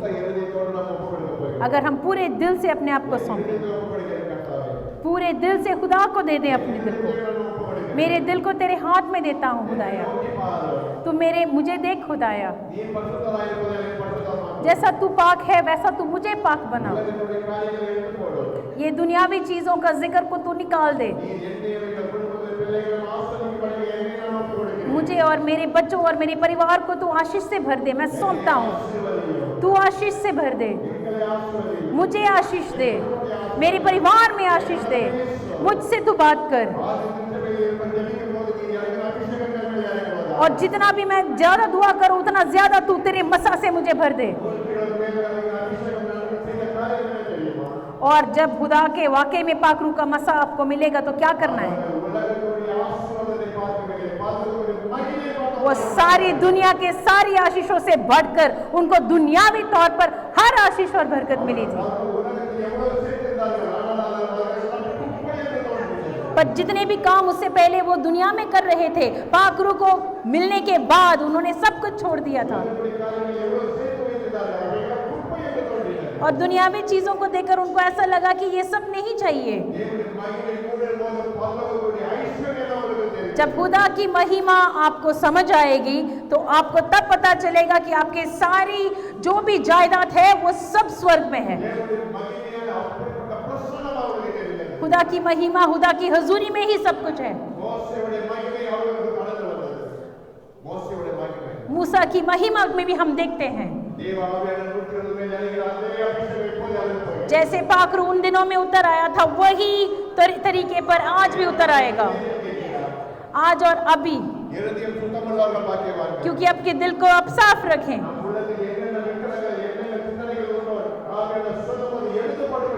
जितने भी सोच को अगर पाकरू जिक्र कर रहा है उन सब चीजों को आप निकाल दें। अभी में भी शायद अभी खुदा कुछ बता रहे, जब दुआ कर रहे हो तो हो सकता है आपको उस आवाज को सुननी जरूरी है। हम अपने आप को सौंपेंगे। एक नया रूह का मसा जब आपके यहाँ पर खुदा उंडेल देगा तो दुनियावी आशीष ही नहीं पर रूहानी आशीष भी आपको मिले। जितने भी लोग चाहते हैं, जितने भी लोग इस वक्त चाहते हैं, अभी और इसी वक्त तू उंडेल दे अपनी रूह को, क्योंकि तू करने वाला खुदा है। क्योंकि हम यीशु जैसे बने, क्योंकि हम चाहते हैं कि हम यीशु के साथ चलें, क्योंकि हम यीशु के साथ मिलें। यीशु के महिमा को हम देखना चाहते हैं, यीशु से मिलना है। हम दुनिया को प्यार नहीं करते, हमें पैसों की जरूरत नहीं है, सिर्फ और सिर्फ हमें यीशु चाहिए। सिर्फ मुझे यीशु की महिमा चाहिए और मेरे अंदर वो महिमा प्राप्त हो अभी और इसी वक्त, पूरे दिल से, पूरे दिल से अभी और इसी वक्त अपने आप को सौंप कर मांगे कि मुझे माफ कर, मेरे सोचों को तो साफ कर, मेरे दिल को तो साफ कर, तो मुझे माफ कर खुदाया, मेरे कमजोरियों को तो माफ कर, मेरे सोचों को तो माफ कर, दूसरे के खिलाफ बैर रखने के लिए माफ कर, और एक नया रूह का मस्सा मुझे दे दे और हर चीज की ताकत से मुझे भर दे। और ऐसा एक नया रूह का मस्सा, एक नया रूह का मस्सा, और ऐसा एक ताकत से भर दे, एक रूहानी ताकत के साथ अभी और इसी वक्त, अभी और इसी वक्त तू भर दे अब्बा। मैं अपने आप को सौंपता हूँ यीशु मसीह के नाम से। जो भी मांगे, हर कमजोरी यीशु मसीह के नाम से मिट जाए। खुदा की महिमा आपको अभी और इसी वक्त खुदा अपनी महिमा को आपके बीच में लेके आ रहा है। खुदा चाहता है कि आप साफ दिल से मांगे। जितने भी लोग पूरे दिल से मांगे, कितने भी लोग दुआ नहीं कर पा रहे हैं वो दुआ करें, सौंपे, अपने आप को सौंपे। मैं अपने आप को सौंप रहा हूं, तू मेरे अंदर काम कर, रूहानी ताकत से मुझे भर दे। मुंह से जब बात करें तो हमारे मुंह से तेरी ताकत नजर आए, हम वही करें जो तू चाहता है कि हमारी जुबान खोल के बात करें तो तेरी ताकत जाहिर हो, तेरी ताकत जाहिर हो अब्बा। हम नहीं, हमें छिपा कर अब्बा, तू जैसा चाहता है वैसा हमारे दिलों को तू बदल दे, एक नया रूह का मसा से भर दे। ओ तू कर सकता है, यस लॉर्ड तू कर सकता है। तू मेरे दिलों को साफ कर, मेरे सोचों को तू साफ कर, तेरी रूह की मसाज से भर दे। और एक बार अब्बा तू दे, तूने कहा है तू कर सकता है अब्बा, तूने कहा है तू कर सकता है अब्बा, तू करने वाला खुदा है। मेरे सोचों को तू साफ कर, मेरे दिल को तू साफ कर, ऐसा भर दे जैसा तू चाहता है अब्बा, तू कर दे अब्बा। और एक बार खुदाया पूरे विश्वास के साथ, पूरे विश्वास के साथ हम मांगते हैं अब्बा। ओ आप अपने आप को सौंपते रहे। ओ यस लॉर्ड, पूरे दिल से अब्बा हम अपने आप को सौंपते हैं अब्बा। इस कलाम के जरिए अपनी जिंदगी जीने के लिए हम अपने दिलों को तेरे हाथ में सौंपते हैं। एक नया रूह का मसा से तू बदल दे अब्बा, मेरे सोचों को बदल दे, मेरे दिल को बदल दे, जैसा तू चाहता है वैसा बदलाव, जैसा यीशु चाहता है वैसा बदलाव, एक नया रूह का मसा। ओ यीशु कर सकता है, यस लॉर्ड। ओ हालेलुया, यीशु तू कर सकता है, तू मेरे लिए कर दे, मेरे लिए और एक बार खुदाया, आगे से खुदाया जैसा तू चाहता है अब्बा वैसा भर दे, एक नया रूह का मसा से भर दे अब्बा। और एक बार अब्बा आगे चलने की ताकत दे, आगे चलने की ताकत दे मेरे दिल को। हालेलुया, मेरे हर बोझ को तुम मिटा दे, मेरे हर बोझ को तुम मिटा दे। ओ यस लॉर्ड, एक नया रूह का मस्सा, एक नया रूह का ताकत, रूहानी ताकत, यस लॉर्ड, रूहानी ताकत, मेरी शारीरिक नहीं पर तेरी रूहानी ताकत से भर दे अब्बा। ओ यस लॉर्ड, जैसा तू चाहता है, जैसा तूने नूह को बचाया था वैसे भी मुझे और मेरे परिवार को खुदाया एक मौका दे अब्बा। मैं अपने आप को सौंपता हूँ, यस लॉर्ड, तेरी ताकत से अब्बा भर दे। Oh yes Jesus, hallelujah, thank you Lord, Jesus, hallelujah.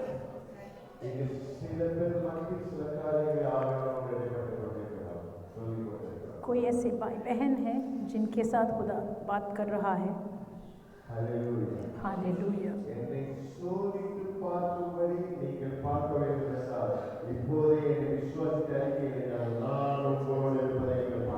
अगर आप वाकई में इस बात को परखना चाहते हैं कि क्या मैं आपके साथ हूँ, तो आप मांग कर देखें, मैं दिखाऊंगा कि मैं आपके साथ साथ चल रहा हूँ।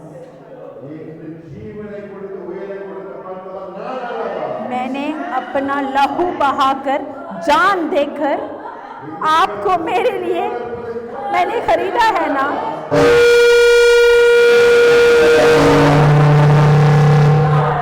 एक दफा आप मांग कर देखें, खुदा कहता है यस लॉर्ड।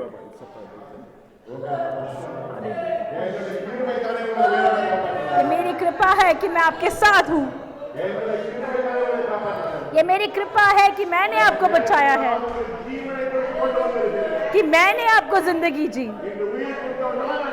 मैंने आपको जीवन दिया था। आपके जुबानों को बंद करने के लिए मैंने किसको अधिकार दी? मेरे नाम को लेकर पुकार कर दुआ करने के लिए आपको कमजोर किसने किया? यीशु मसीह के नाम को निकाल कर आप दुआ करें। छुटकारा मिलना है, छुटकारा मिलना है जिंदगी में। आप अभी उठकर खड़ा हो जाए, अभी आपके वक्त है। सिर्फ इस जिंदगी के लिए, इस जीवन के लिए अगर हम जिएंगे तो हमसे ज्यादा भागे कोई भी नहीं है। खुदा ने हमें पैसा दिया है, खुदा ने हमें बच्चे दी है, खुदा ने हमें आशीष दी, खुदा ने हर इच्छा पूरा किया और खुदा ने अपना इच्छा पूरा किया है। अगर खुदा बच्चा दे सकता है तो आशीष भी तो आगे देगा। अब एक बार खुदाया और एक बार अब्बा, मेरे पूरे दिल को तेरे सामने रखते हो अब्बा। ओ इब्लीस मेरे खिलाफ कभी भी काम ना कर पाए अब्बा। अपने मुंह खोलकर बुलंद आवाज में खुदा से मांग कर देखें, क्योंकि खुदा कहता है मांगो मैं हाजिर हूँ, मुझसे बात करो मैं हाजिर हूँ और मैं तेरे साथ साथ चलूंगा और तुझे आशीष मैं दूंगा। मैं तेरा हाथ कभी नहीं छोड़ूंगा। अगर आप आज मेरे पीछे आने के लिए तैयार हैं और मैं तेरे साथ रहूंगा, क्योंकि खुदा चाहता है कि आप इस बात को समझे, इसलिए बात कर रहा है। अगर हम इस बात को नहीं समझेंगे, खुदा ने जो आशीष दी इब्लीस उसको चुरा लेगा। हालेलुया हालेलुया लॉर्ड, तूने जो मुझे दिया खुदाया, तूने मुझे जो कुछ भी दिया है अब्बा, तूने मुझे परिवार दी, तूने मुझे कलीसिया दिया, अच्छे अच्छे खादिमों दी है खुदाया। ओ अब्बा, इब्लीस इन चीजों पर हाथ ना लगा पाए अब्बा। तू मेरा हिफाजत कर अब्बा। मैं अपने आप को सौंपती हूँ, मैं अपने आप को सौंपती हूँ। ओ तेरे रूह का मस्सा, तू मेरे साथ साथ चल अब्बा, मेरा साथ साथ चल खुदाया। यस लॉर्ड, मैं पूरे दिल से अपने आप को सौंपती हूँ। सिर्फ तू कर सकता है अब्बा। घर जाके वापस परिवार के साथ भी हम दुआ करें अब्बा। तू चल हमारे साथ अब्बा, घर जाके भी अब्बा। यस लॉर्ड, तेरी हुजूरी अब्बा। यस लॉर्ड, जहाँ भी मैं जाऊँ, यस लॉर्ड, तेरी महिमा, ओ खुदाया तेरी महिमा नजर आए अब्बा, तेरी रूहानी ताकत नजर आए अब्बा। मैं अपने आप को सौंपती हूँ, खुदाया। Yes Lord, hallelujah. ओ तेरे जलाल अब्बा, यस ग्लोरी अब्बा। ओ तेरी महिमा, यस लॉर्ड, एक रूहानी ताकत अब्बा। Yes Lord, yes Jesus, hallelujah. एक रूहानी ताकत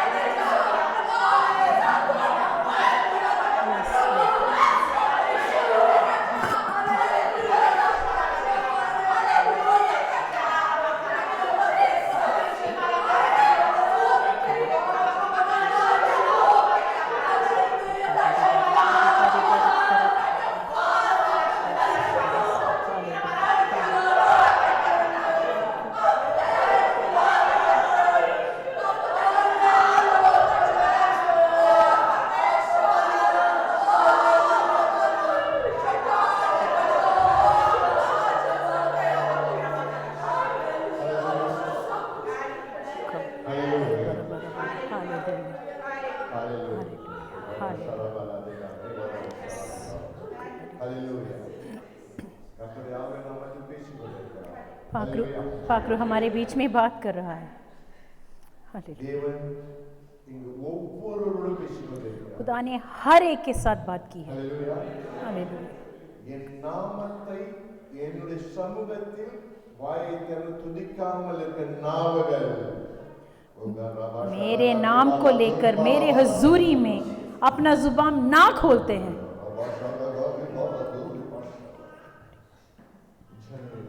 தேவை என்றால் தேவ சமூகத்தில் அழுது கேட்க முடியும், ஆனால் தேவனை துதிக்க முடியாத இந்த தேவாவை நமக்கு கேட்கப்பட்டது. जब आप कुछ चाहते हैं मुझसे तो आप जुबान खोल के बुलंद आवाज में आकर पुकार पुकार के पूछते हैं। உங்களை நான் கரங்களில் வைத்து தாங்கி இருக்கிறேன்.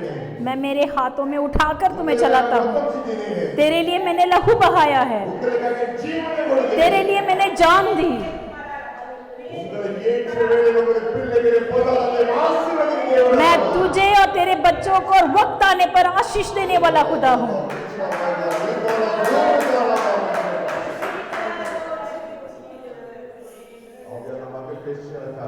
पाकरू कहता है हालेलुया। आप परख कर देखें विश्वास कि यीशु है मेरे साथ, और यीशु अगर चाहता है कुछ करे, खुदा अभी बता रहा है।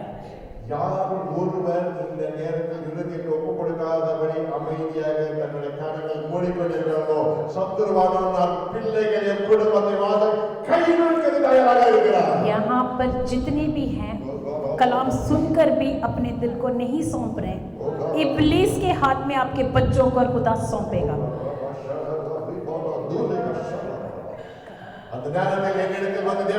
तब मेरे हजूरी में आके जितना चाहे आप पुकारें, क्योंकि इब्लीस के हाथ में होगा, मैं कुछ नहीं करूंगा आपके लिए। आप सौंपे अपने आप को, आपके बच्चों के लिए अपने आप को सौंपे, अपने बच्चों के लिए आपके दिलों को सौंपे। आपके परिवार में शांति नहीं है तो शांति के लिए अपने आप को सौंपे।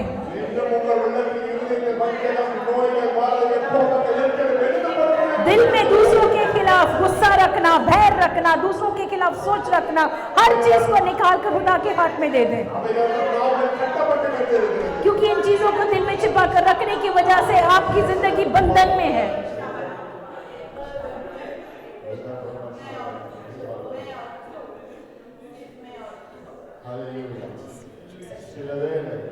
शायद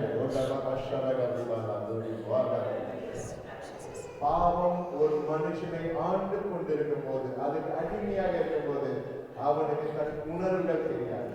शायद ऐसा भी हो सकता है आप गुनाह में इतने दूर तक फंसे हुए हो तो कि आपको एहसास नहीं हो रहा है, दाऊद राजा को पाप मानने पर वो तावर दे गया, क्योंकि जब दाऊद ने गुनाह किया था वो भूल गया था, देवन नातान में ले आया, तो यीशु ने नाथान को वहां पे भेज दी, दीर्घदर्शी आने अपने नबी को भेज दिया था खुदा ने। देवन हमारे आशीर्वाद देता, और जितने भी आशीष उसने खो दिए थे खुदा ने वापस उसको दिया था। आज वही है जो खुदा आपके बीच में काम कर रहा है। आपके बच्चों को खुदा चाहता है कि आशीष दे, कि खुदा चाहता है कि आपके बच्चे भी बच जाएं, कि आपकी आशीष भी आपके साथ रहे, इब्लीस आकर आप पर हाथ ना लगाए, यीशु का लहू आपको आपका हिफाजत करे। अपने आप को सौंप कर कहे कि यीशु के लहू से, यीशु के लहू से, सिर्फ और सिर्फ यीशु के लहू मेरा हिफाजत कर सकता है। உங்கள் இருதயங்கள் இயேசுவுக்கு சொந்தமாக வேண்டும். आपका दिल को आप यीशु को दे दें, இருதயத்தை சுத்தமுள்ளவங்க பாக்கியவான். क्योंकि आपके दिल साफ है तो आप धन्य हैं, क्योंकि आप खुदा को मिलेंगे। आप अपने आप को सौंपें। इस कलाम के हिसाब से मैं अपने आप को सौंपता हूँ। तू हमारे दिलों को परखता है, इसलिए तेरा शुक्र अदा करते हैं। हमारे दिलों को तेरे हाथ में हमने दे दिए। आज के बाद हमारे बच्चों का तू हिफाजत कर, मेरे हर जायदाद पैसे काम का तू हिफाजत कर। मेरे घर में शांति और तसल्ली आए और तूने मुझे जो भी आशीष दी है तू उसका हिफाजत कर। अभी तूने कहा है इब्लीस खुदा ने जो आशीष दी है उसको चुराने के लिए आया है।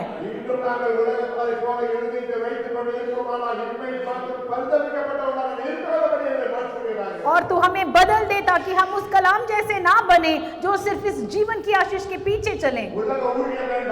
मुझे सेवा नहीं करना है, मुझे दुनियावी आशीष नहीं चाहिए, सिर्फ और सिर्फ तू चाहिए। जैसे दाऊद ने कहा था वैसे भी हम भी जिक्र करते हैं। हमारे दिलों को साफ रखने के लिए तू परख परख कर हमें साफ कर खुदाया। मेरे दिल को साफ करने के लिए तेरे हाथ में सौंपता हूँ। तूने हमें छू लिया और आशीष से भर लिया। तेरा शुक्रिया अदा करते हैं।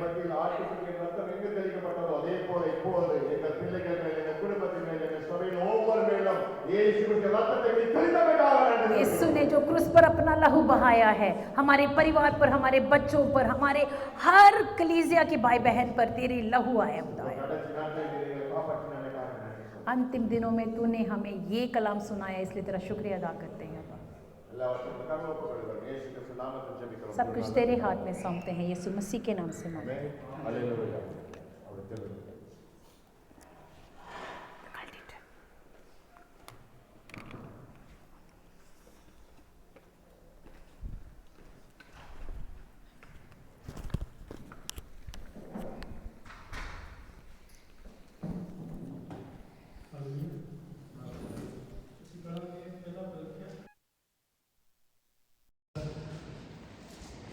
क्योंकि यह बात मुझे प्रभु से पहुंची और मैंने तुम्हें भी पहुंचा दी कि प्रभु यीशु ने जिस रात में पकड़वाया गया रोटी ली और धन्यवाद करके उसे तोड़ी और कहा, ये मेरी देह है जो तुम्हारे लिए है, मेरे संबंध के लिए यही किया करो। इसी रीति से उसने ब्याही के पीछे कटोरा भी दिया और कहा, यह कटोरा मेरे लहू में नहीं बाचा है, जब कभी पियो तो मेरे संबंध के लिए यही किया करो। क्योंकि जब कभी तुम ये रोटी खाते हो और कटोरे में से पीते हो तो प्रभु की मृत्यु को जब तक वह ना आए प्रचार करते हो। इसीलिए जो कोई अनुचित रीति से प्रभु की रोटी खाएगा उसके कटोरे में से पिए वह प्रभु की देह और लहू का अपराधी ठहरेगा।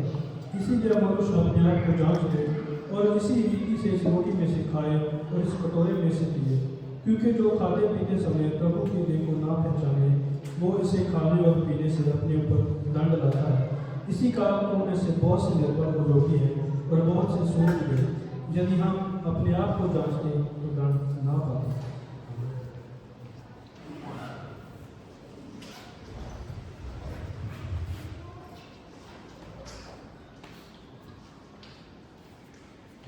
The Lord Jesus, the same as when he had betrayed and took bread.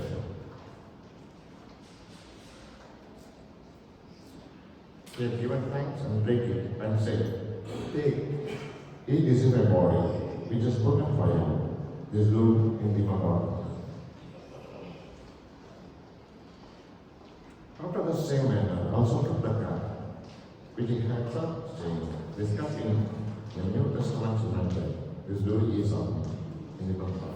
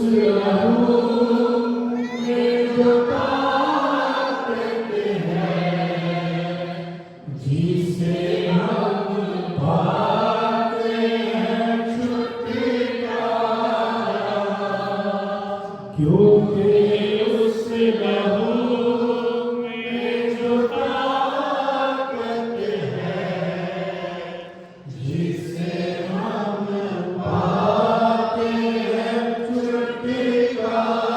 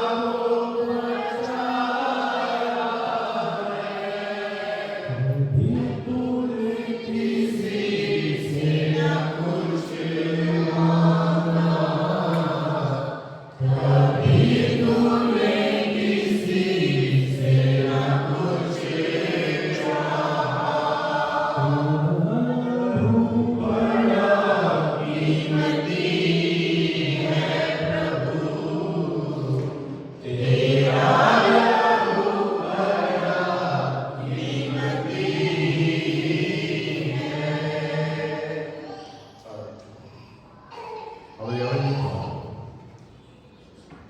2000 years before, our Lord Jesus made a new testament in His blood and flesh. Today we remember Father God. Father, Jesus' blood and His flesh removed all the sins from the death. We have to sacrifice. You remember today. You purify everything in our soul. We give our heart to your hands, Lord. You purify. And it's come to the heart and clean our soul. Be as in Christ. We pray in the name of Jesus. Amen.